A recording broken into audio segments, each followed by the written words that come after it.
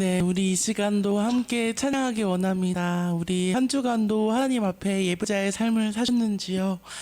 우리 입술로 고백하면서 함께 고백하시면서 하나님, 우리가 한 주간 예배자의 삶을 살기 원합니다. 하나님께서 허락하실 그 한 주간도 하나님께서 원하시는 예배자의 삶을 살기 원합니다. 이렇게 입술로 고백하면서 함께 찬양하도록 하겠습니다.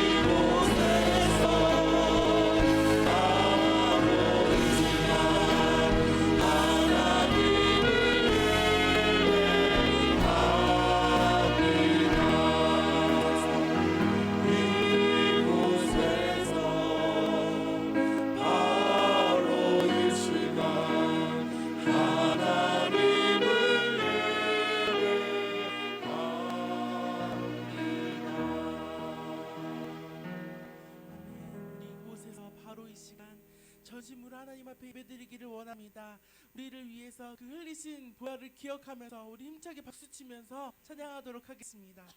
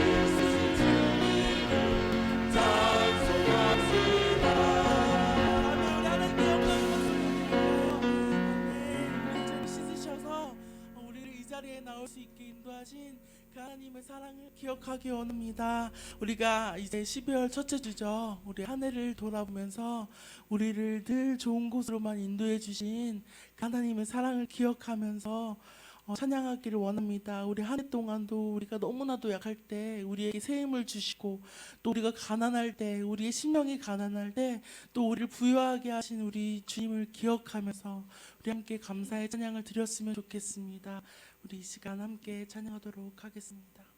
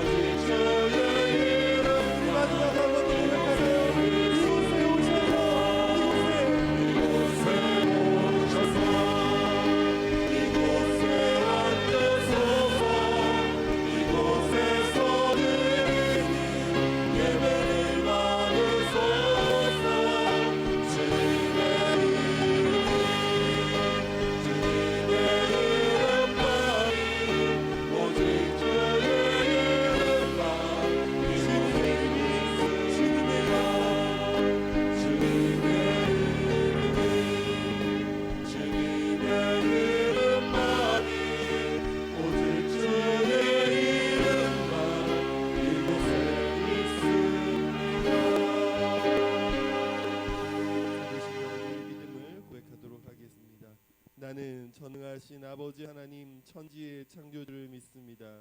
나는 그의 유일하신 아들 우리 주 예수 그리스도를 믿습니다. 그는 성령으로 잉태되어 동정녀 마리아에게서 나시고 본디오 빌라도에게 고난을 받아 십자가에 못 박혀 죽으시고 장사된 지 사흘 만에 죽은 자 가운데서 다시 살아나셨으며 전능하신 아버지 하나님 우편에 앉아 계시다가 거기로부터 살아있는 자와 죽은 자를 심판하러 오십니다. 나는 성령을 믿으며 거룩한 공교회와 성도의 교제와 죄를 용서받는 것과 몸의 부활과 영생을 믿습니다. 아멘. 다 자리에 앉으시기 바랍니다. 기도하겠습니다. 하나님 아버지 은혜와 사랑을 감사드립니다. 한 주간도 우리를 주님의 은혜 안에 살게 하셨으니 특별히 우리가 구원받은 주의 백성으로 이 자리에 있게 하시니 감사드립니다. 이 시간 하나님만이 우리의 전부이심을 고백하고 인정하는 믿음으로 나아가게 하여 주시옵소서. 더욱더 갈급한 마음으로 주님만을 찾는 우리의 신앙이 되어지게 하시고 우리들의 모든 필요는 주님으로부터 공급받는 삶임을 인정하고 세상의 가치관으로 살아간 것이 아니라 말씀이 기준이 되어 살아가게 하여 주시옵소서.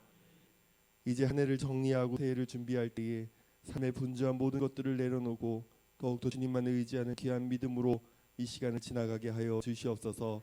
특별히 오늘 예배 가운데 영과 진리로 주님을 예배할 때에 주의 임재하심을 경험하게 하시고 참된 회개가 있으며 회복과 나음과 치유와 평안을 맛보는 귀한 예배 시간 되게 하여 주시옵소서. 오늘 우리들에게 말씀하여 주시는 주의 음성을 기억하게 하시고 한 주간 동안 주의 말씀을 의지하여 세상 가운데 믿음으로 승리하게 하여 주시옵소서. 모든 영광과 찬양과 감사와 존귀를 주님께만 드리며 예수 그리스도 이름으로 기도하였습니다. 아멘.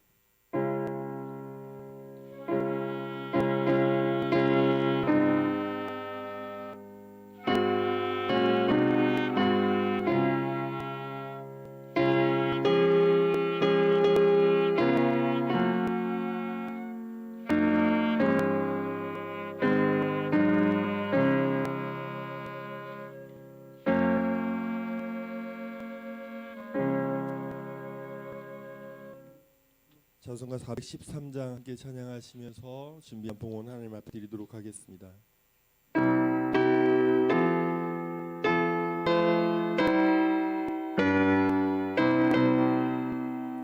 내 평생에 가는 길 순탄하여 늘 잔잔한 강 같은지 큰 풍파로 무섭고 어렵은 일 나의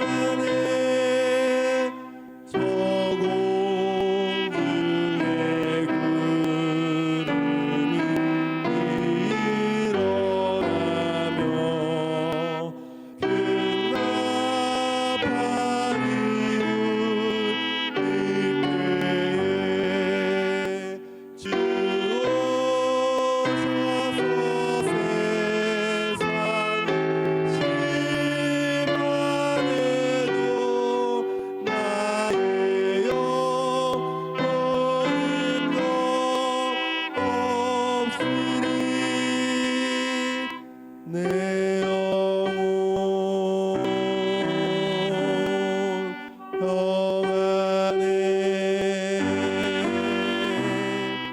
내 영혼 평안해. 담임 목사님 나오셔서 봉헌히 기도해 주시겠습니다. 거룩하신 하나님 아버지 앞에 오늘도 귀한 예물을 드림으로 우리의 신앙을 주께 고백합니다. 하늘의 신령한 곳으로 땅에 기름진 곳으로 복에 복을 더하여 주옵소서. 11조를 통하여 신앙을 고백하며 나의 모든 것이 하나님의 것임을 고백하는 손길마다 하나님의 입체적인 축복으로 덧입혀 주시며 사는 날 동안에 크신 도움의 은총이 늘 함께 할 수 있도록 축복하여 주옵소서. 하나님의 교회를 위하여 드립니다. 헌신과 수고의 땀을 흘리며 보이지 않는 가운데 하나님의 교회를 사랑하는 손길들 자손이 복을 받게 하시며 귀한 믿음의 가문을 이루게 하여 주옵소서. 범사에 감사함으로 날마다 도우시는 하나님을 찬양합니다. 하늘의 능력을 경험하게 하시고 간증과 고백이 넘치는 삶이 되게 하여 주시옵소서. 선교의 예물을 드리며 애찬과 아름다운 것과 또한 하나님의 교회를 위하여 희생하는 손길들 마음의 소원과 기도의 제목이 응답되게 하여 주옵소서. 주의 헌금을 통하여 산제물의 고백으로 드리며 주님과 연합하기를 원하는 성도들 이 시간 예배를 통해 하나님의 임재를 경험하게 하시고 주님이 주시는 새 힘과 능력으로 우리에게 주어진 삶을 하나님 앞에 은혜롭게 승리하며 살아갈 수 있도록 축복하여 주옵소서. 우리 교회 공동체를 통해 주님의 큰 일을 이루어 가심을 믿습니다. 우리가 주의 나라를 확장하며 아버지의 뜻을 이루기 위해서 우리가 감당해야 될 몫이 있사오니 성도들의 가정과 일터를 축복해 주셔서 그 일을 능히 감당할 수 있도록 우리 모두를 축복하여 주시옵소서. 드려진 모든 예물 위에 축복하오며 예수님의 이름으로 간절히 기도하옵나이다. 아멘. 교회 소식을 전해드리도록 하겠습니다. 소식란을 참고해 주시기를 바랍니다. 이제 12월이지만 이미 2020년이 시작됐다라는 마음을 가지고 저희들이 표도 미리 붙이고 그렇게 시작을 했습니다. 12월이 한 해를 마감하는 해, 그래서 우리들이 막년에도 하고 뭐 좋은 시간들도 많이 갖기도 하는데 그것도 되게 중요하지만 그렇게 바쁘고 분주한 가운데 지내다가 1월을 맞이하면 진지하게 1월을 맞이하기가 어렵다는 것이 제가 생각하는 기본적인 생각입니다. 그래서 12월이 오히려 영적으로 깨어 있고 바쁘고 분주하지만 12월을 잘 보내야 새해를 잘 맞이할 수 있다는 게 저의 생각입니다. 그래서 내년 2020년 개혁 변화 성수 이것이 우리 교회 공동체의 큰 표입니다. 내년에는 다른 부분들이 아니고 예배를 드리고 말씀을 나누고 기도하고 성도들이 서로 교제하고 이것이 우리의 전부입니다. 교회의 어떤 별다른 행사라든지 이런 거를 우리는 원하지 않고 은혜 받는 일이나 그런 일에 최선을 다하는 한 해가 될 수 있도록 그렇게 소망합니다. 하나님 기뻐하시는 신앙인들로 세워지고 늘 영적으로 도전받는 우리 교회 공동체가 될 수 있기를 바랍니다. 영혼을 구원하여 제자를 삼는 것 이것이 우리에게 맡겨진 사명이죠. 우리의 삶을 통해서 타인들을 주께로 인도하는 그런 선한 영향력을 끼치는 모두가 될 수 있기를 바랍니다. 오늘 예배 후에 식사 시간에 당회 모임이 있겠고요. 그리고 오후 1시 30분에는 권사님들 잠시 모임이 있겠습니다. 다음 주 예배 후에는 공동회의가 있고요.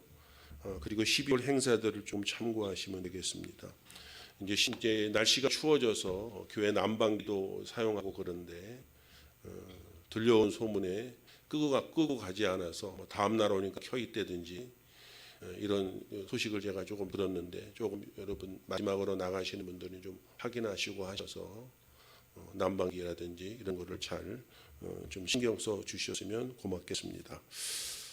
예, 다른 광고 참고하시면 되겠고요. 우리 함께 같이 인사를 나누면서 함께 인사를 나누시겠습니다. 반갑습니다. 반갑습니다.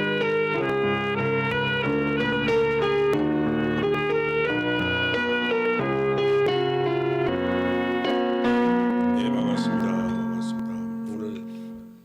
오늘 일부 예배를 좀 많이들 예배를 드리시고 바쁘신 일이 있으신지 일부 예배 20여 분 정도 함께 예배했는데요.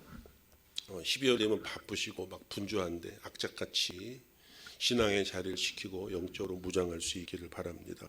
오늘도 함께 하시는 분들 함께 환영하는 마음으로 또 축복해 주는 마음으로 함께 박수로 영광을 드립니다. 반갑습니다. 고맙습니다. 감사합니다. 예. 하나님 말씀 시편 42편 말씀이 오늘 본문 말씀입니다.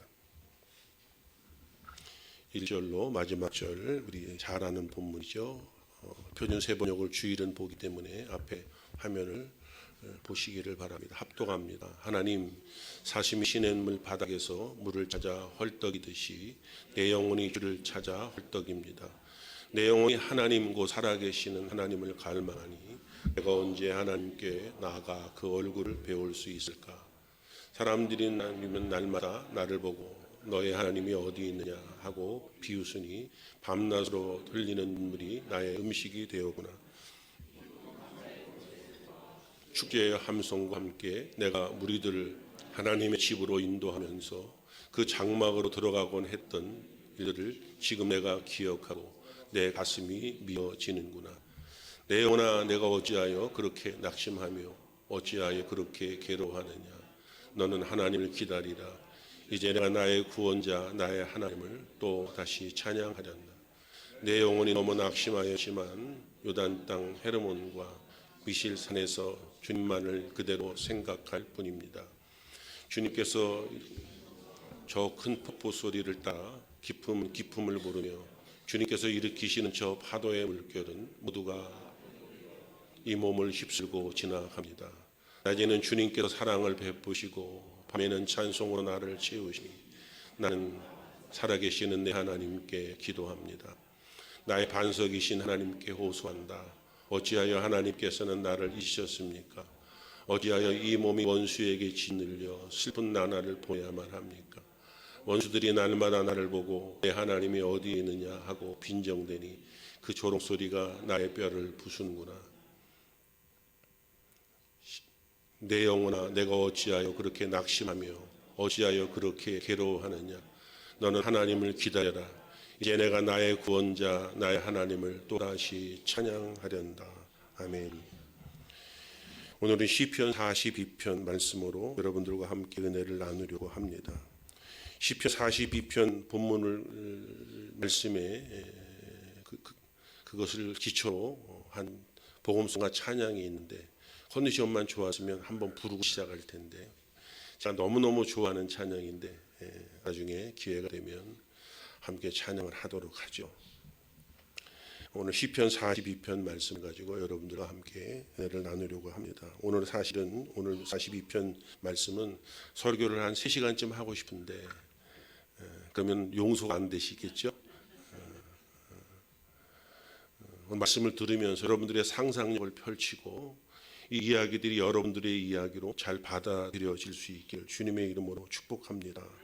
시편의 이야기들을 보면 표제들이 붙어 있는 것을 우리가 볼 수가 있는데 시편 51편 같은 경우에는 다윗의 시 인도자를 따라 부르는 노래, 다윗이 바세바와 동침한 후 선지자 나단이 그에게 왔을 때 그렇게 기록되어져 있고요.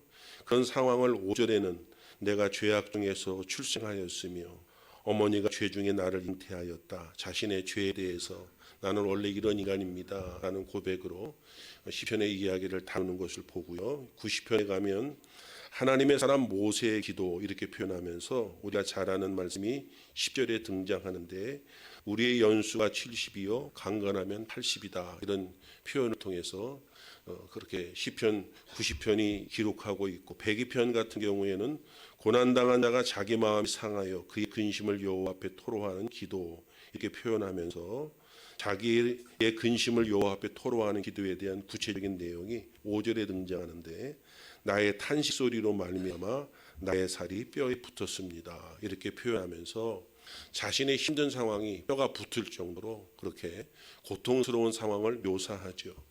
우리가 표제를 보기만 해도 지금 무슨 이야기를 하려고 하는지 저자가 누구인지 대충 알 수 있는 것이 시편의 기록입니다.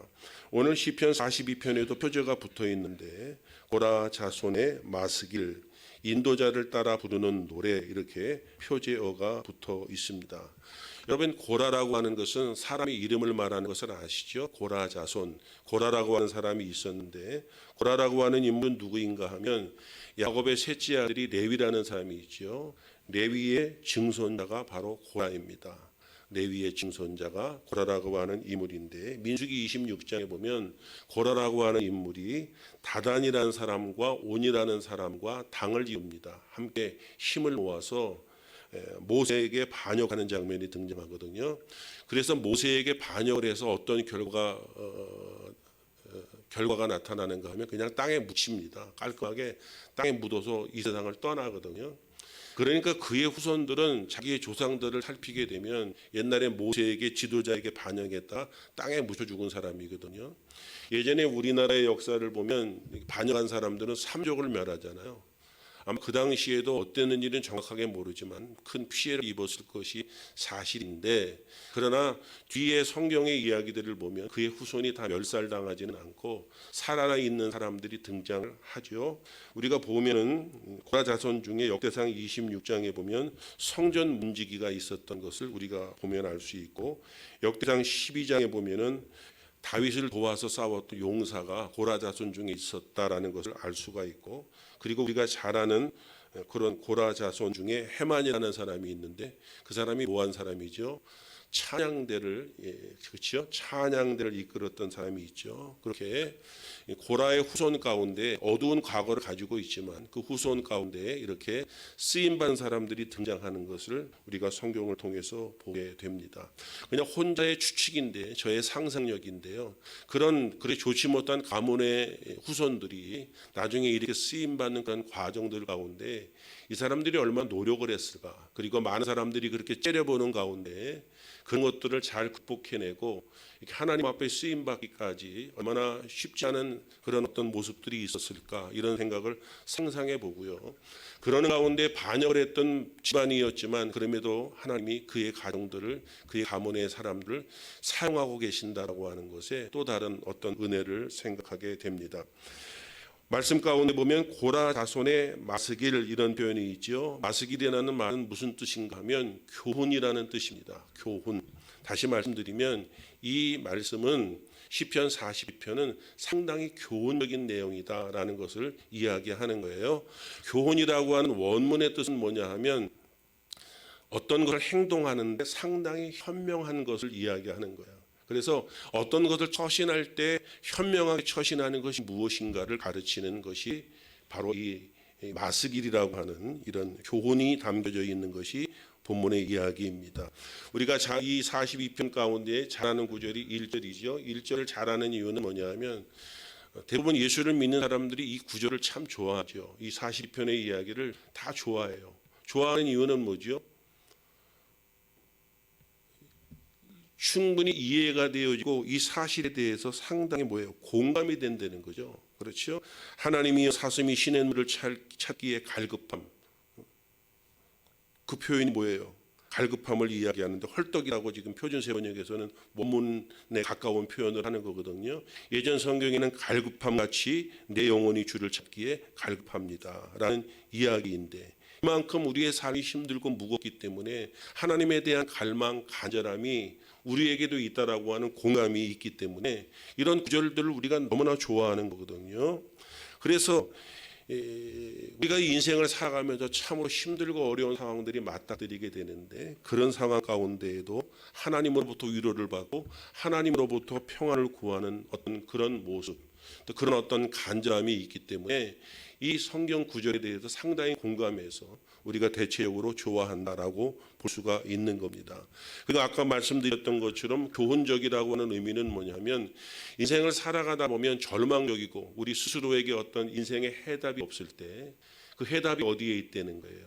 바로 그 해답이 하나님에게 있기 때문에 이 사슴이 시냇물을 찾기에 갈급함같이 헐떡이듯이 그 하나님을 찾고 하나님의 얼굴을 구한다라는 의미로서 인생을 살아가면서 우리의 인생의 해답이 하나님께 있다라고 하는 것을 오늘 본문을 통해서 설명하고 있기 때문에 교훈적이다, 그렇게 이해하시면 되겠습니다. 1절에도 아까도 말씀드린 것처럼 눈에 들어온 단어가 있는데 헐떡거리다죠. 갈급함. 또 다른 뜻은 어떤 것인가 하면 부르짖다라는 의미입니다. 하나님이 사슴이 시냇물을 바닥에서 물을 찾아 헐떡이듯이 물을 찾아 부르짖듯이 내 영혼이 주를 찾아 헐떡입니다. 부르짖습니다. 라는 측면이거든요. 자, 오늘 본문에 우리에게 좀 상상력을 동원해서 이 말을 이해하게 되면 오늘 등장하는 짐승이 뭐죠? 사슴이죠. 사슴이 등장하죠. 우리 교회에도 지금 본인이 사슴으로 생각하는 분이 계셔요. 본인 닉네임이 사슴공주 뭐 이런 분 계신데 사슴이 어떤 동물이죠? 가장 초식 동물인데 가장 연약한 동물이잖아요. 그런데 사슴이 뭐예요? 물을 찾기에 갈급함 같이 물을 찾는다는 거죠. 그럼 당연히 사슴이 물을 마시는 거니까 당연하다고 이해하실 수 있겠지만 그들이 살고 있는 세상에는 물을 찾아가는 사슴이 물을 찾아가는 과정 가운데 뭐가 어려운 일이 있을까요, 여러분? 말하자면 사자도 있고 호랑이도 있고 육식 동물들이 있잖아요. 걔네들을 피해서 물을 마시러 가야 되는 거거든요. 우리가 동물의 왕국 같은 데 보면은 그렇잖아요. 물 먹으러 가다가 사나운 짐승에게 먹히는 초식 동물들을 많이 보잖아요. 그런 어떤 시각적 상상력을 가지고 본문을 이해하는 게 좋거든요. 그냥 저기 물이 있으니까 쭉 수돗물 틀듯이 가서 먹는다는 개념이 아니고 그런 모든 환경적인 것들을 이겨내고 그 물을 마시는 부분을 설명하고 있다라는 것을 우리가 봐야 돼요. 그런데 거기가 위험하고 그러면 안 가면 되라고 생각할 수는 있지만 물은 안 먹으면 죽잖아요. 살기 위해서 물을 마셔야 되는데 그 과정이 죽음을 피해서 가야 되기도 하고 위험한 요소들이 너무나 많다라는 상황이죠. 그럼에도 불구하고 그 상황을 피해서 물을 마셔야만 생존하기 때문에 거기를 가야 하는 그런 사슴의 모습을 우리가 시각적으로 한번 상상해 볼 수 있는데 어떤 부분이에요? 상당히 애처로이죠. 그리고 어떻게 보면 상당히 안쓰럽죠. 그러면서 이 고라 자손이 자신의 처지를 표현하고 있는데 이것을 우리의 이야기로 끌고 오면 인생 자체가 만만하지 않잖아요. 그렇죠? 인생 자체가 또 그냥 기쁜 일이 있고 막 그렇지만 또 근심거리가 있고 하나가 끝나면 또 하나가 있고 우리의 인생 자체가 힘들고 어렵잖아요. 그것이 우리의 모습일 수 있음에 현실 살아가는 육신 입고 살아가는 모든 사람들의 현실이 사슴이 시냇물을 찾아 갈급함 같이 헤매이는 그런 모습처럼 힘든데 거기에 답은 하나님께 있다라고 하는 것을 이 이야기가 우리에게 하는 거죠. 자, 목이 말라서 사슴이 찾는 시냇물이 등장하죠. 오늘 아까 말씀 가운데 보면 바닥이라는 표현을 쓰는데 이 시냇물은 말 그대로 제가 표현소변역을 이렇게 주일날은 보는 것은 이렇게 중간중간마다 원문에 가까운 해석을 하는데 강바닥을 의미하는 거거든요. 이 시냇물이라는 것이 강바닥을 의미해요. 다시 말씀드리면 마르지 않는 물의 근원을 말하는 거예요. 거천을 말하는 것이 아니고 물을 마시러 갔는데 또 거기에 물이 있는 줄 알고 갔더니 물이 말라버린 그런 건천을 말하는 것이 아니고 언제든지 가면은 물이 있는 그런 마르지 않은 샘을 말하는 거거든요. 그런 샘을 찾는다 이거예요. 여러분 파스칼이 이런 얘기를 해요. 사람은 모든 사람들에게는 공간이 있다고 표현해요. 공간. 모든 이들에게는 어떤 공간이 있는데 사람들 그 공간을 채우기 위해서 늘 노력한다는 거예요. 그런데 대부분의 사람들이 뭔가 공간이 생기면 공간을 채우기 위해서 세상의 것들을 가지고 공간을 채우는 거거든요. 그래서 어떤 허전함들을 채우기 위해서 뭔가를 채우는 노력을 늘 하는데 세상의 모든 것들은 우리의 인간의 공간을 채울 수가 없죠. 왜? 사람은 하나님의 피조물이기 때문에 하나님만이 그 공간을 채우는 거예요. 그런데 우리가 늘 속는 것은 뭐예요? 세상의 것들로 채워줄 수 있을 것이라는 착각을 하거든요. 늘 그것을 찾아가는데 저는 그냥 저의 상상력으로는 이 본문에 등장하는 이 고라자손도 인생을 살아오면서 힘들고 어려울 때 그것을 채우기 위해서 수많은 노력을 해봤지만 결국 그것은 허당이고 영원히 마르지 않는 그 샘을 찾고 있는 것이 해답이 하나님께만 있다는 것을 이야기하는 거예요. 한 해가 저물어가죠. 우리가 2019년 한 해를 시작하면서도 나름대로 믿음대로 좀 살아야지. 올해는 좀 기도도 좀 하고 말씀도 좀 가까이 하고 은혜 받는 일에 힘쓰고 세상 사는 일이 바쁘기도 하지만 하나님을 소중하게 여기고 살아야지. 그런 결심을 갖지 않고 시작한 크리스찬들은 없을 겁니다. 그런데 어느 시간이 지나면서부터 거기에 대해서 우리가 무감각해지고 늘 현실에 반응을 하고 하나님에 대한 갈망이 없어지는 상태. 좀 억울하지 않으세요? 왜냐하면 가장 중요한 부분들을 놓치고 사니까 인생을 살아오면서 무의미하게 살아왔다고 생각하면 좀 억울하고 괘씸하고 그 배후의 영적인 어떤 존재들이 우리의 신앙을 흐트러 놓고 우리 삶을 실패하게끔 자꾸 충동질하고 끌고 간다. 그런데 내가 당했다. 좀 억울하지 않습니까? 그래서 제가 늘 강조하는 것은 12월이 우리에게는 중요하다. 얼떨결에 12월을 지나고 나면 2020년이 우리에게 희망적이지 않을 수 있다. 바쁘 분주하고 결산도 하고 매우 중요한 계절이지만 정신없이 세상 사람들처럼 12월을 보내는 것은 잘못된 것이다 라는 생각을 하는 겁니다. 자, 여러분 보십시오. 이렇게 이제 이 무시한 물은 뭐라고요? 강바닥이다. 물의 근원을 말한다. 이 사슴이 한번 목마름을 해결하고 마는 그런 것이 아니고 여기만 오면 여전히 물을 마실 수 있고 계속 내 갈증을 해결할 수 있는 물의 근원을 찾고 있다라는 것을 이야기하는 거예요. 그래서 내 영혼이 주를 찾기에 갈급합니다라고 호소하면서 뭐예요? 지금 자신의 비참함을 빗대어서 사슴이 물을 찾아 헤매이는 그 갈급함, 위험을 감수하고 여러 가지 상황들을 묘사하면서 자신의 처지를 빗대고 있다라는 것을 이야기를 하는 겁니다. 자, 사슴이 물을 찾는데 사실 물을 찾는 이유가 뭐죠? 어떤 것의 갈급함이죠? 육신의 목마름인가요? 영혼의 갈급함이죠. 오늘 본문이 담고 있는 것은 그렇죠. 우리가 인생을 살아가면서 목마르다는 것은 이 물의 개념은 아니죠. 영혼의 목마름이거든요. 여러분 인생 사는 게 쉽지 않죠. 저도 되게 힘들어요. 목사님은 쉬운가? 저도 힘들어요. 힘들다고요. 건강도 별로 개운치 않고 사는 것도 힘들고 돈도 없고 힘들어요. 저는 슈퍼 가면은 여러분들 5,000원 주고 사는 거 3,000원에 줍니까? 아니란 말이에요. 다 힘들어요.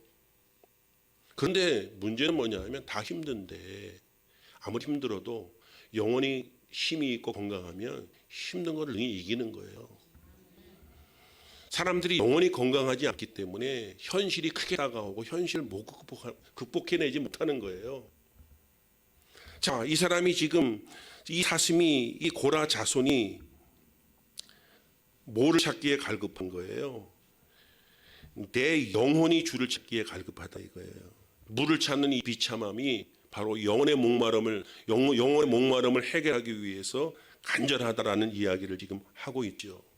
영혼은 뭘 말하는가? 이 사람의 전 인격을 말하는 거예요. 생명을 말한단 말이에요. 육적인 생명을 포함한 영적인 모든 생명을 다 포함한 거예요. 목숨을 말한단 말이에요. 이것은 또 우리에게 어떤 추측을 낳지요? 이 사람이 지금 단순한 상황이 아니구나. 상당히 죽을 만치 힘든 상황이구나. 너무너무 힘들고 그래서 목숨을 걸고 이 사람의 영혼이 충족되지 않으면 죽을 수밖에 없는 어떤 그런 힘든 상황을 묘사하고 있구나.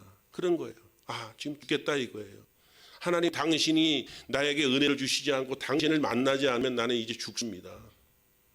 그런 어떤 영혼의 갈급함 상태를 지금 이야기하는 거예요. 그래서 우리가 말씀을 통해서 보면 이 사람이 지금 얼마나 비참한 상황에 있는지를 우리가 알 수 있죠. 아까도 말씀드렸지만 인생 영혼이 메마르면은요 살만한 가치가 없어요. 뭐가 그렇게 대단히 살만한 가치가 있어요? 사람들이 인생에 살만한 가치가 없기 때문에 온통 텔레비에 먹는 얘기만 나오잖아요. 먹는 게 남는 거라 이거야. 더 훨씬 더 그게 감동적인 거예요. 술 먹는 얘기만 나오고 우리의 인생 자체가 대체적으로 그래요. 고단하고 또 괜찮다 그러면 또 관계에 문제가 생겨서 삐그덕거리기도 하고 애들을 키우는데 어려서 힘들고 또 애들 조금 크면은 좀 쉬워지겠지 생각하는데 이게 부모님들을 째려보기 시작하고 삐딱하게 나가고 이잖아요. 좀 크면 어떻게 돼요? 결혼 정년결이면 시집 가도 걱정, 안 가도 걱정, 장가들 가도 걱정, 안 가도 걱정. 가기는 가야 되는데 보내려니 돈이 없고 보내기는 보내야 되는데 또 여자가 없고 50살이 넘어도 이 장가를 가겠구나 그랬더니 또 무슨 또 무슨 구설수에 올라가고 장가를 갈지 못 갈지 모르는 어떤 김모 가수의 이런 답답한 상황도 있고, 또 결혼을 하면 끝이에요. 아프터 서비스가 있어서. 인생 자체가 여러분, 우리의 영혼이 하나님으로 채워지지 않으면 인생이 늘 힘들어요. 믿을 건 주님밖에 없다 이거예요. 그래서 우리에게 공감할 수 있는 구절이 된 것이 이 시편 42편이에요. 산더미같이 쌓여져 있는 현실. 이렇게 생각할 수 있어요. 이 고라 자손도 늘 은혜가 충만하고 믿음으로 살았던 것은 아니겠죠. 눈앞에 보이는 현실과 그런 상황 가운데 살아가면서 늘 거기에 쫓겨 살아갔는데 인생 쭉 살다 보니까 그것이 답이 아니라는 것을 깨닫는 거예요. 내가 내 현실이 힘들고 어려워서 늘 어렵다고 말하고 죽고 싶다 말하고 포기하고 싶다고 말했는데 이것은 현실의 문제가 아니고 내 영혼의 문제구나. 이거를 깨닫는 거예요. 그리고 하나님, 내 영혼을 당신의 얼굴을 뵙고 당신을 만나서 내 영혼이 충족되어지지 않으면 나는 이 현실을 극복하기가 어렵습니다. 이런 이야기를 지금 하고 있는 거예요. 이게 오늘 본문의 이야기예요. 자, 여러분, 우리의 이야기로 끌고 오죠. 여러분들이 현실도 너무 힘들지요. 우리에게 어떤 문제들이 쌓여져 있잖아요. 여러 가지 많은 다양한 상황들이 우리에게 있잖아요. 그런데 우리에게 위험한 것은 뭐냐 하면 그런 위험한 현실들이 우리에게 많이 있을 때 우리는 그 현실 가운데 매여서 정작 그 근본적인 문제를 해결하는 것은 영혼의 갈급함을 충족시키고 영혼의 문제를 해결하는 것인데 거기에서 자꾸 찾아보지 못하고 문제 안에 파묻혀서 그 문제를 어떻게 해결해 보려고 하는 태도를 살아가기 때문에 인생에 늘 살아가면서도 5년 10년 살아가면서도 반복적인 실수를 하고 또 좌절을 하고 또 결심을 하는데 또 자기의 힘과 의지로 어떻게 해보려고 하는 그런 반복적인 인생을 살아가는 것이 인간의 미련함이거든요. 자, 보세요 여러분. 우리는 이 세상을 살아갑니다. 뭔가를 다 눈에 보이는 세상을 살아가잖아요. 눈에 보이는 세상을 살아간다는 의미는 뭐냐 하면 사람들은 눈에 보이는 것에 최우선적으로 반응하는 거예요. 그렇죠? 지나가다가 그냥 아무 생각 없이 지나가다가도 5만 원짜리 하나 떨어져 있으면 저동적으로 글로 가잖아. 나만 보는 게 아니야. 다 거기 봐. 신기하죠? 자동적으로. 이게 우리의 약점이기도 하고 이게 우리의 약점이기 때문에 늘 마귀는 우리를 그런 것으로 우리를 유혹하고 흔들어 놓는다고 보는 거거든요. 그런데 하나님은 보입니까? 안 보입니까? 안 보이죠. 여러분, 천국이 보여요? 안 보여요. 무슨 얘기를 제가 하고 있는가 하면 눈에 보이지 않는 게 훨씬 중요한 거예요. 그런데 우리는 늘 눈에 보이는 것을 쫓아 사는 것이기 때문에 그렇게 문제가 되는데 눈에 보이지 않는 것이 중요하다고 생각하면 어디에 관심을 가져요? 영혼에 관심을 갖는 거예요. 그래서 영혼이 잘 되면 범사가 잘 되는 거예요. 우리가 이걸 놓치면 안 돼요. 항상 문제의 원인은 환경에 있는 것이 아니고 내 영혼의 문제가 있다. 인생을 살아가면서 삶이 퍽퍽하고 왜 내 인생만 이렇게 힘들고 나만 뭐 되는 일도 없는 것 같고 꼬이는 것 같지만 다 그래요. 인생은 비스무리해요.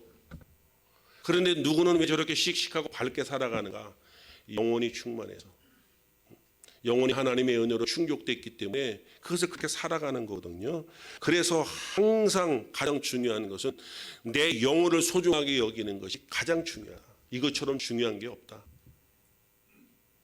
그런데 내 영혼을 소중하게 여기지 않고 눈에 보이는 것을 소중하게 여기고 살아가다 보면 그 살아가는 그 시간 자체가 뭐예요? 가치 없는 삶을 살아가는 어리석은 사람일 수 있다라는 부분이에요. 시편 42편이 가치가 있고 귀한 것은 그것을 깨달은 이 고라 자손이 인생의 문제가 하나님께 있고 내 영혼이 회복되고 충족되는 데 있다는 것을 발견하면서 하나님으로부터 답을 찾고 있다는 것이 오늘 본문의 말씀 가운데 가장 중요한 부분이에요. 자, 저와 여러분들에게도 영혼의 목마름을 느끼는 것이 가장 최우선이다 이 얘기예요. 그런 은혜가 있기를 주님의 이름으로 축복합니다. 2020년 똑같아요. 뭐 달라질 게 뭐가 있어요? 뭐 기대를 우리에게 기대감을 주는 게 뭐예요? 갑자기 경기가 좋아질 것 같아요? 그냥 복권 사면 막 될 것 같은 막 그런 생각이 있어요? 계속 사보세요.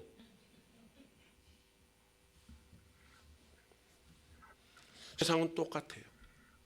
그러나 이 세상이 달라질 수 있는 것은 우리가 영혼의 갈급함을 가지고 살아가고 영혼의 충족감이 생기기 시작하면, 충족이 생기기 시작하면 세상은 달라지는 거예요. 우리가 흔히 말하는 하나님의 축복은 거기에 있다 이거예요.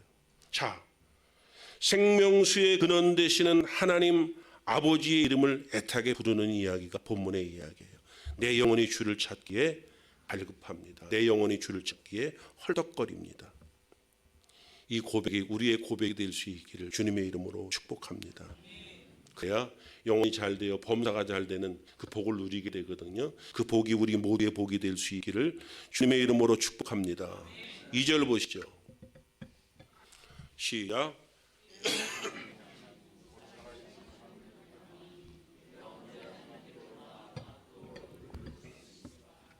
자, 2절에서 지금 보게 되면 하나님을 갈망하는, 그렇죠? 또 하나는 뭐예요? 하나님의 얼굴을 배우려고 그렇게 하는 거예요. 하나님을 갈망하고 하나님의 얼굴을 배우려고 하는 이유가 뭐죠? 영혼의 갈급함 때문에. 영혼의 갈급함 때문에 그래요. 무슨 얘기냐 하면 영혼의 갈급함을 가진 사람들의 행동은 하나님을 갈망하고 하나님의 얼굴을 뵙기를 힘쓴다 이거예요. 우리가 영혼의 갈급함을 늘 가지고 살아야 돼요. 그렇지 않으면 어떻게 돼요? 늘 육의 갈급함을 추구하죠. 나는 뭐 이렇게 없지, 왜 이렇게 이 모양으로 살지, 이것도 없고 저것도 없고 돈도 없고 자식 복도 없고 남편 복도 없고 아내 복도 없고 친구 복도 없고 몸 복도 없고 없는 것만 있는 거야.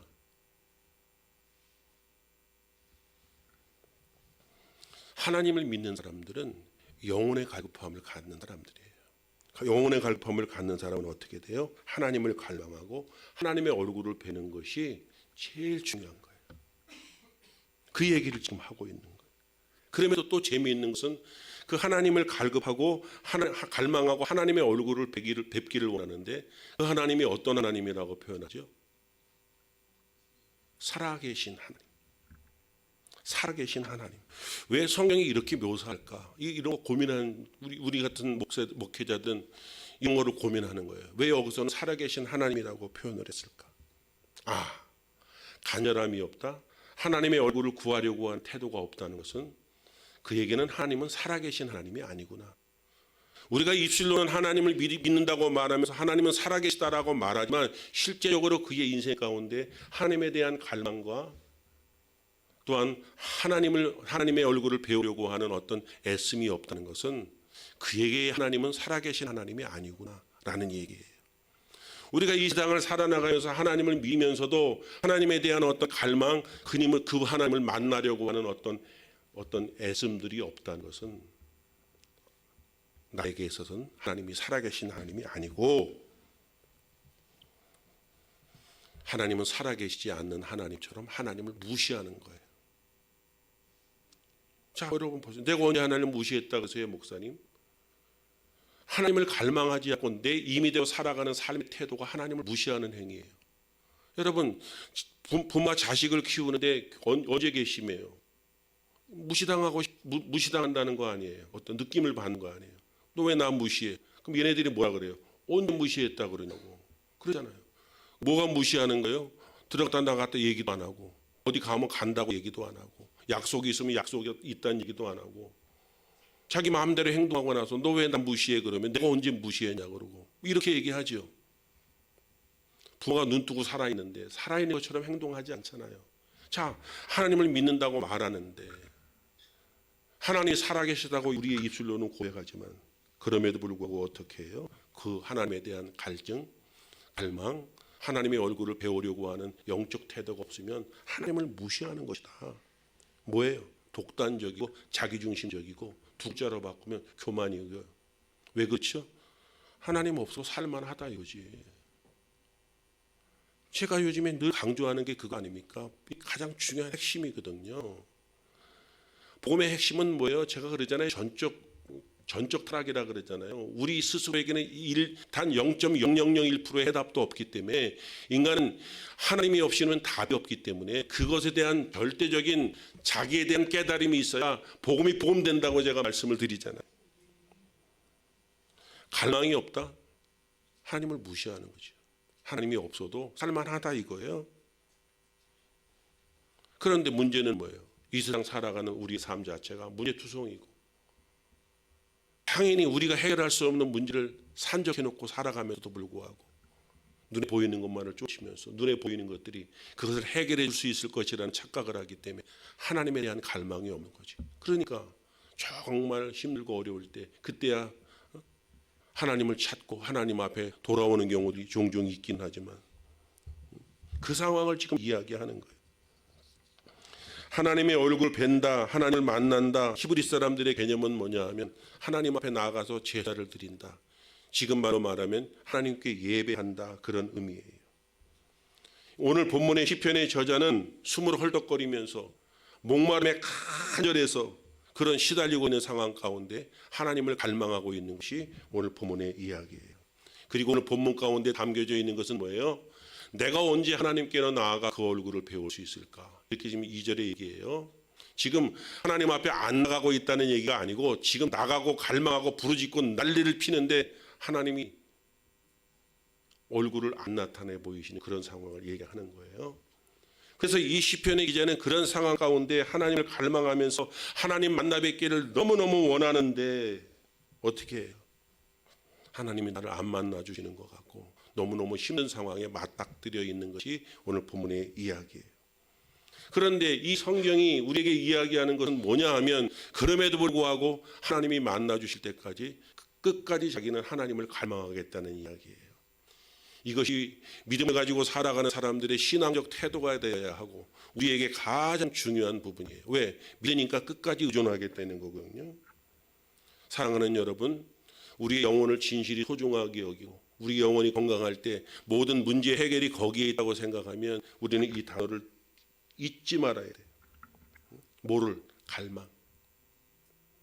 끊임없이 갈망하고 영적인 갈급함과 목마름을 가지고 하나님에 대한 기대감을 가지고 살아가는 것이 신앙인의 태도인 거예요. 자, 갈급함을 가지고 하나님을 갈망해요. 하나님 얼굴을 제발 좀 보여주시고 내 삶의 현장에 오셔서 이 문제도 좀 해결해 주시고 저는 정말 지금 죽게 생겼습니다. 그렇게 했는데도 불구하고 한 달이 지나고 두 달이 지나고 1년이 지나도 반응이 없어.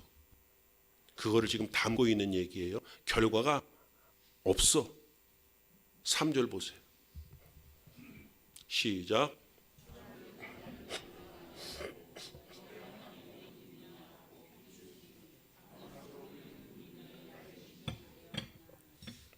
사람들이 날이면 날마다 나를 보고 너희 하나님이 어디 있느냐 하고 비웃으니 밤낮으로 흘리는 눈물이 나의 음식이 되었구나.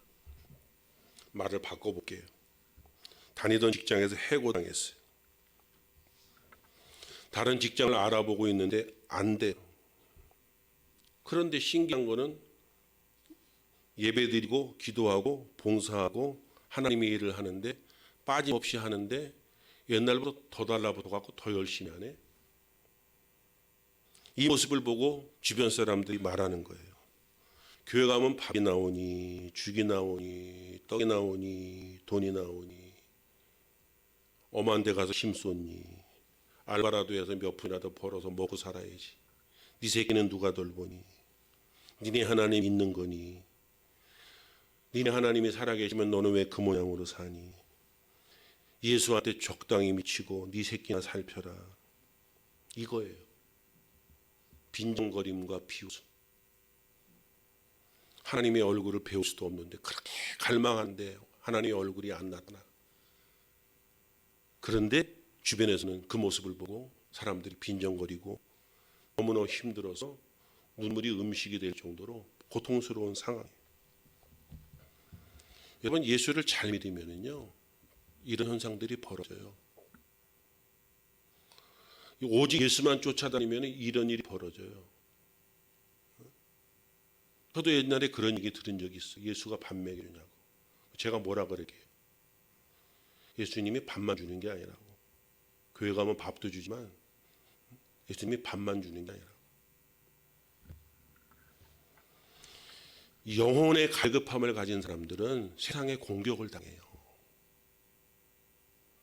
그 공격을 당하기 때문에 세상의 갈급함, 영혼에 대한 갈급함을 놓치게 되고 그걸 놔버리는 경우가 있어요.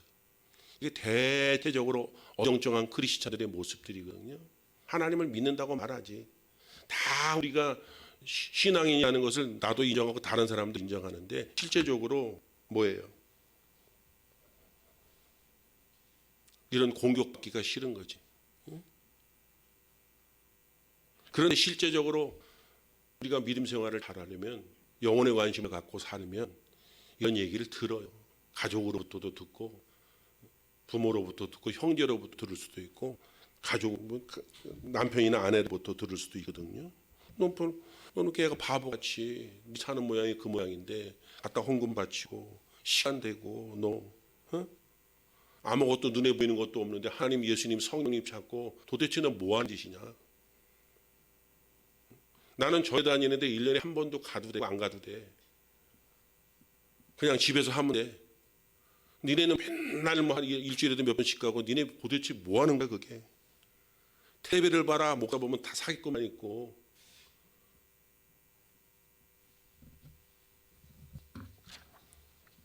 조롱을 받고 마음이 상했는데 그 슬픔 정도가 너무 커서 눈물이 음식이 됐대요.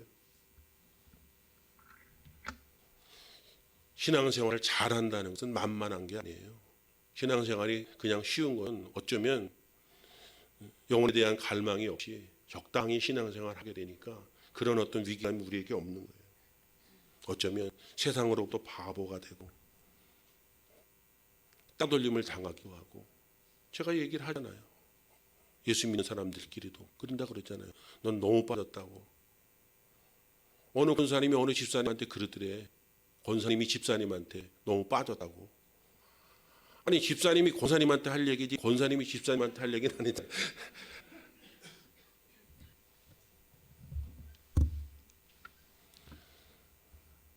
여전히 나는 하나님으로부터 인정을 받고 하나님으로부터 충족되어야 내 삶에 소망이 있다는 것을 독한 마음을 갖고 신앙생활을 하셔야 승리하고요. 영혼이 잘된 같이 범사가 될 때는 축복이 있는 거예요. 양보하시면 안 돼요. 시편 저자 오늘 본문의 저자는 너무 참담합니다. 사람들은 비웃어요. 하나님의 응답은 없어요. 눈물이 마를 날이 없어요. 그러다 보니까 어떻게 해요? 과거에 좋았던 시절을 떠올리는 거예요. 4절 보세요. 4절 시작. 기쁜 감사의 노래 소리와 축제의 합 내가 무리들을 하나님의 집으로 인도하면서 그 장막으로 들어가 했던 일들을 지금 내가 기억하고 내 가슴이 미어지는구나. 사랑하는 사람들을 먼저 보내고 가족들 옛날 같이 했던 뭐 좋은 사진이나 유품들을 보면서 우리 가슴 아파하기도 하고 뭐 이런 아련한 추억도 있는 것처럼 이 좋았던 기억들을 더듬으면서 가슴이 미어지는 거예요.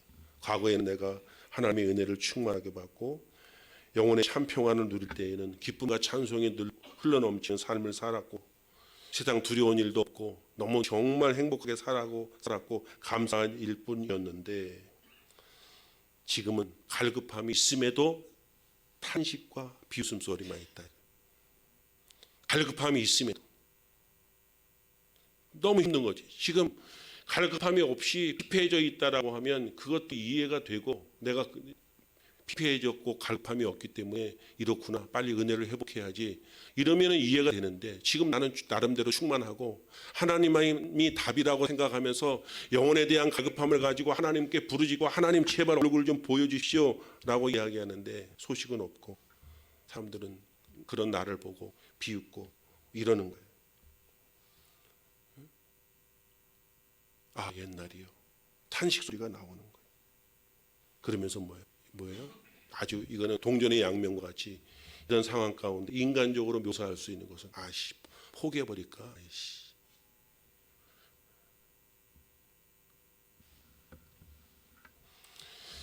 신앙생활 가운데 포기하는 것은 사단의 마지막 전략입니다. 오늘날 많은 크리스찬들이요 포기 아닌 포기를 하고 살아가는 사람들이 많아요. 권사님이나 집사님이나 등등 가운데에도 에이 내 팔자 그렇지 뭐 교회는 다녀온 세월이 있으니까 억울해서 다니기는 다니는데 자신의 인생에 대해서 팔자라고 생각하고 묻어두고 사는 사람들이 있거든요. 혹시 그러신 분 있다면 빨리 묻어둔 거 빨리 땅에서 파세요. 사단의 마지막 전략은 뭐냐면 포기예요. 안 돼.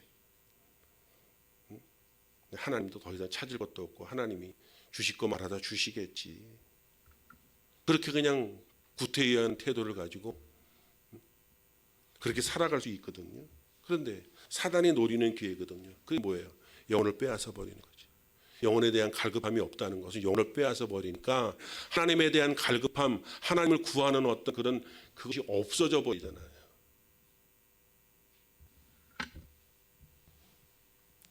그런데 이 시편의 기자는 독한 다짐으로 그래도 끝까지 하나님을 갈망하겠다는 얘기를 하는 거예요. 도끼를 품어야 돼. 억울하잖아요. 하나님의 백성들, 하나님을 신앙하고 지금까지 인생을 살아오면서 예수를 믿고 살아왔는데 5절 같이 읽습니다. 시작. 5절. 내 영혼아 내가 어찌하여 그렇게 낙심하며 어찌하여 그렇게 괴로워하느냐. 너는 하나님을 기다리라. 이제 내가 나의 구원자 나의 하나님을 또다시 찬양하겠다.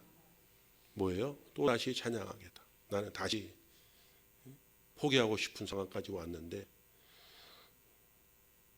눈물이 음식이 됐는데 나는 또다시 하나님을 찬양하겠다. 오늘 이번 주에 1000번 5절 외우는 건 당연하고 1000번이나 그러니까 미리 포기하겠구나. 또 이게 우리도 108로 할까? 집에 갔다가 써붙이고 화장실도 붙이고 계속 써붙여놓으세요. 제발 좀 그렇게 하세요. 소리 내서 읽으세요. 내 영혼아 너 어찌하여 그렇게 낙심하며 어찌하여 그렇게 괴로워하느냐. 너는 하나님을 기다리라. 이제 내가 나의 구원의 나의 하나님을 또다시 찬양하리라. 그러다 보면 어떻게 되냐. 우리 마음 가운데 분명히 어떤 열정이 생길 거예요. 그를 붙들기를 주님의 이름으로 축복합니다. 가만히 있는 열정이 생기는 거 아니에요. 저는 그냥 제가 억울함이라는 표현을 조금 쓰는데 저는 억울하다고 생각해요. 억울하지 않아요? 사단이 조종을 당하고 사단이 내 인생을 망가뜨리는데 내가 거기에 당하고 있다는 게 억울하잖아요. 축구 경기 보면서 너무 억울하지 말고 새 힘을 얻으려고 하는 것을 이제 막연하게 그렇게 신앙생활 하려고 했던 태도들을 이제는 다시금 포기하고 다시금 새 힘을 얻어서 회복해 나갈 수 있기를 주님의 이름으로 축복합니다. 요즘에 예배드리기가 힘들지. 예배드리기가 시련해. 예배를 포기하고 싶은 마음이 있으면 1시간 빨리 오세요. 30분 빨리 오세요. 그냥 와서 교회 와서 일찍 오세요. 예배가 있는 날은 무슨 약속이든지 아예 안 잡는 거를 원칙으로 하세요. 그러지 않으면 절대로 안 돼. 제가 주일날 무슨 약속 잡는 거 오셨어요? 목사님은 목사님이니까 교회에서 월급 받으니까 그렇게 할 수 있지만 저도 승질이 있어서요. 제가 싫으면 안 해요. 그렇지 않겠어요? 먹고 사는 문제라고 그러면 이거 하겠어요? 먹고 사는 문제가 아니니까 일을 하는 거예요. 제가 먹고 사는 문제라면 이거 아니래도 죄송하지만 더 잘 먹고 살 수 있을 것 같아요. 뭘 해도. 목사님은 목사님이니까 그러죠. 아니에요. 그렇게만 생각하시지 말고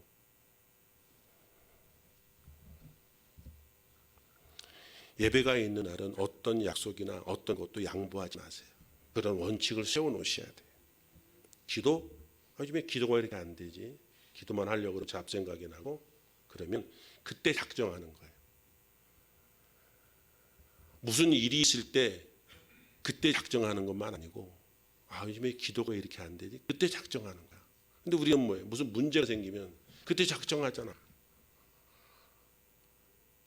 금식 영혼의 갈급함을 갖고 내 영혼이 피폐해졌을 때 그때 금식하는 거예요. 근데 우리는 딴 데 금식하잖아. 딴 데 금식하잖아.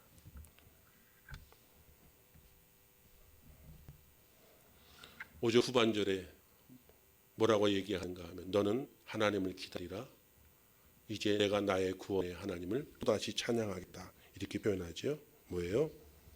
결국 하나님 소망을 둔다 이거예요. 이게 답이에요. 하나님께만 소망을 둔다. 그런 은혜가 있기를 주님의 이름으로 축복합니다. 세상에 어떤 기대감을 갖고 기적을 바라고 요행을 바라는 것들은 믿음을 가진 자의 태도가 아니에요. 하나님 소망을 두는 자들이 기적을 경험하는 거예요. 그게 유일한 답이라고 생각하고 거기에 올인하는 사람이 그런 거예요. 저는 전에 TV를 보면서 재미있는 사람들 나와서 막 떠드는 TV를 보면서 어떤 한 탤런트가 어머니가 아파서 심각해졌는데 한강다리에 가서 기도했대요. 한강다리에. 저는 엄마가 나에게 전부이기 때문에 엄마가 죽으면 나도 여기서 죽습니다. 언제까지 답이 없으시면 엄마가 못 살아나고 죽으면 나 죽습니다. 그랬대. 안 죽었대 엄마가. 그걸 그 공영방송에서 그렇게 얘기를 하더라고요. 하나님 얘기를 하면서. 근데 또 살아났는데 엄마가 건강이 회복 안 되고 걷지도 못하고 거동을 못 하시니 오랫동안 누워 계셔서 또 한 번 또 갔대요. 그 다리에. 그냥 한번 하신 일인데 한번 그때는 뭐 안 해주면은 뭐 죽고 이 얘기는 안 했는데 제발 좀 그렇게 했더니 엄마가 거동을 하고 살아있다. 그러면서 그때 뭐라 그랬냐면 그러면 제가 평생 하나님 증거하고 살겠습니다 그랬대요. 그거 무슨 16번 방송에서 그 뭐예요? 그 사람들 나와서 여러 사람이 옛날에 장경동 목사님도 나오고 그랬던 그 프로그램에 탤런트 이름이 누군지 모르겠는데 그분이 그러더라고요. 올인한 거죠. 여러분 하나님만이 답이 되는 거예요. 반드시 도와주실 것을 믿기 때문에 찬양한다는 거예요. 나는 그래도 또다시 찬양한다. 눈물이 음식이 되고 지금 답이 없는 것 같지만 나는 그래도 하나님이 답이라고 믿는다. 그런 은혜가 우리 모두에게 있기를 주님의 이름으로 축복합니다. 하나님을 갈망하고 아버지의 얼굴을 구하는 내 영혼의 어떤 것을 충족시키려고 하는 태도가 내가 신앙인으로서 살아있다는 증거고 하나님을 믿고 있다는 증거가 거기에 있는 거예요. 그러므로 주신 하나님의 은혜와 축복이 저와 여러분들에게 것이 되기를 주님의 이름으로 축복합니다. 기도하겠습니다. 헌신하기 원하시는 분들은 일어서서 기도하십시오. 하나님 아버지, 오늘도 예배를 통해 우리의 영혼이 더 이상 낙심하거나 불안해하지 않도록 우리에게 깨달음과 인도함을 주시니 감사를 드립니다. 하나님께는 소망을 두고 갈급함의 신앙생활을 해나갈 수 있도록 인도하여 주시옵소서. 말씀 앞에 헌신하는 성도들 능히 그렇게 할 수 있도록 성령 하나님 인도해 주시옵소서. 예수님의 이름으로 기도하옵나이다. 아멘. 다 함께 일어서셔서 결단 찬양하시고요. 축도로 예배 마치겠습니다.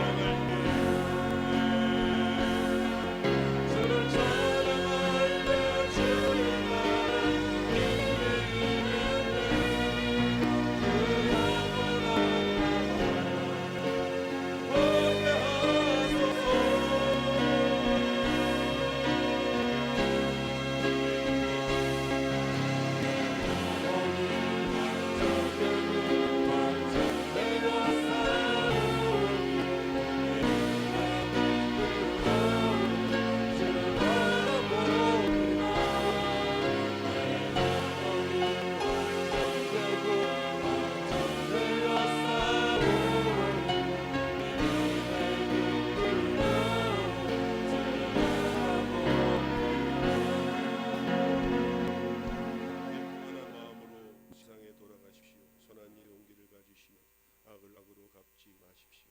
항상 연약한 자를 도우시며 병든 자를 찾아보시며 곤란당하는 이웃을 위로하십시오. 모든 사람을 존경하시며 주님께 봉사하고 주님을 사랑하십시오.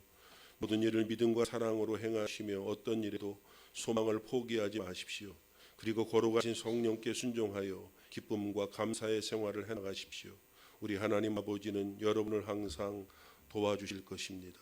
지금은 우리 주님 예수 그리스도의 은혜와 하나님 아버지의 크신 사랑과 성령의 인도 역사 충만 내주 교통하심이 오늘 예배하고 돌아가는 사랑하는 성도들 머리 위에와 저들의 가정과 자녀와 환경 위에와 하나님 나라의 복음을 위해 세움을 입은 우리 에슬라모 교회 공동체 위에와 이 나라 이민족 이 백성 위에 이제로부터 영원토록 함께 계실지어다.